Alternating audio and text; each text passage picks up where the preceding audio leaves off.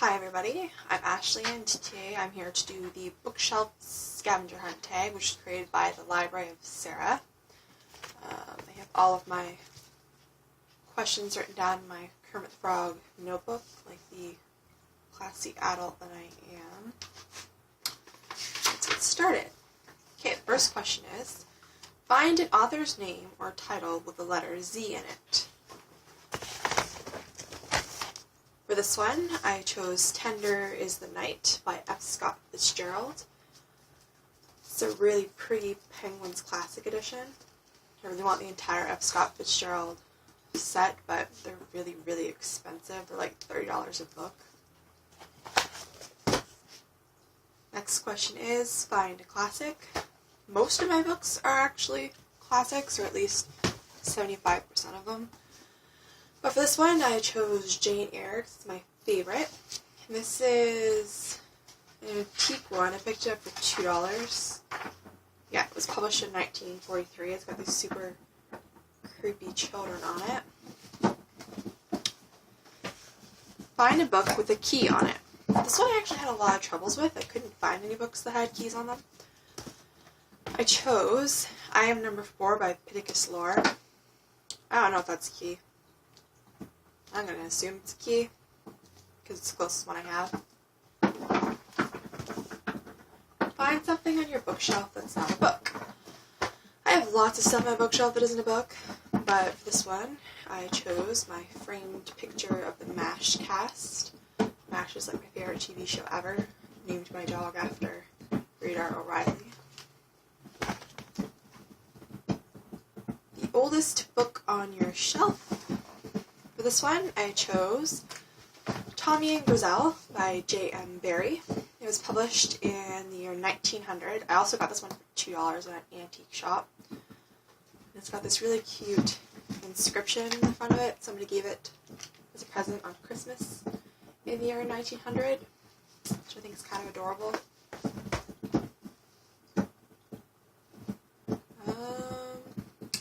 Book with a girl on the cover.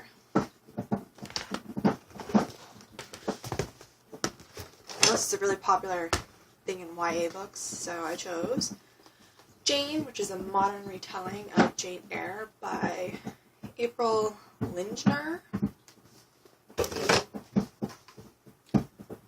Book with an animal in it. The Knife Letter, Never Letting Go by Patrick Ness. Manchi.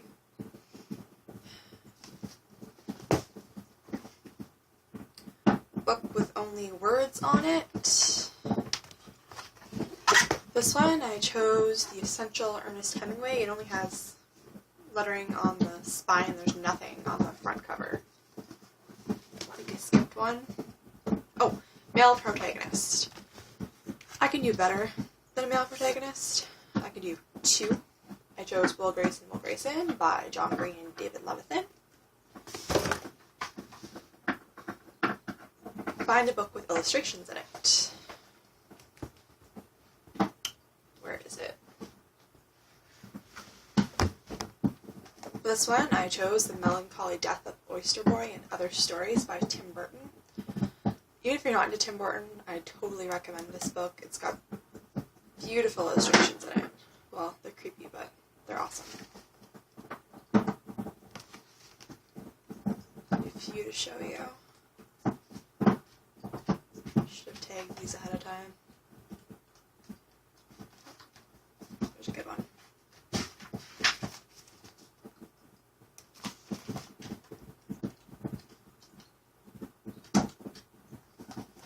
Penguin Boy.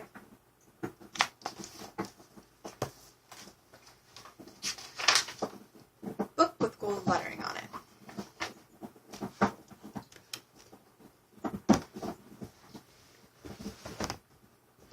For this one, I chose my copy of The Complete Works of Oscar Wilde.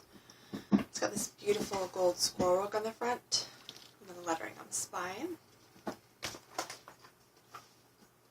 Find a diary, true or fictional. I don't have a diary.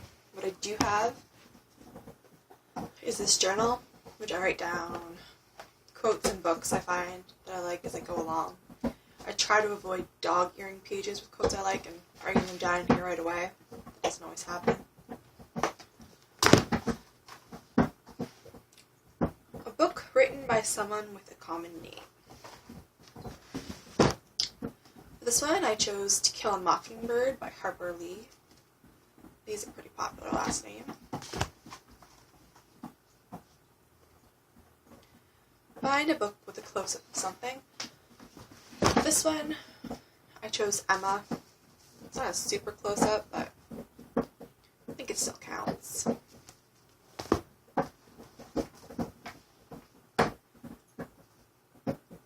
Find a book that takes place in the earliest time.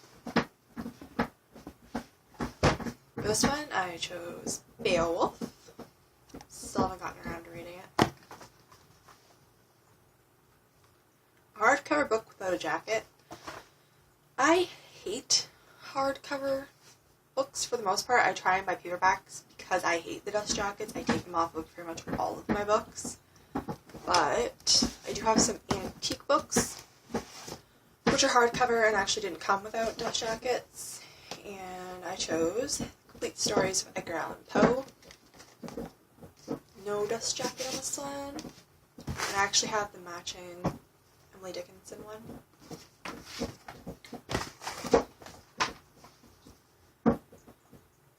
A teal or turquoise book. This one has teal and turquoise. The Lovely Bones by Alice Sebold. I hate this book, like probably more than any other book I've ever read. I keep meaning to give it away or donate it or something, but it's still chilling on my bookshelf. Book with stars on it. For this one, I chose The Hitchhiker's Guide to the Galaxy by Douglas Adams. You can see it has like all the little stars there and the planets. And finally, a non-YA book. This is easy because I don't have that many YA books. For this one, I chose Breakfast at Tiffany's by Truman Capote, which if you haven't read it yet, it's awesome. It's a tiny, tiny little thing. I really recommend it. Alright, that's it. Thanks for watching.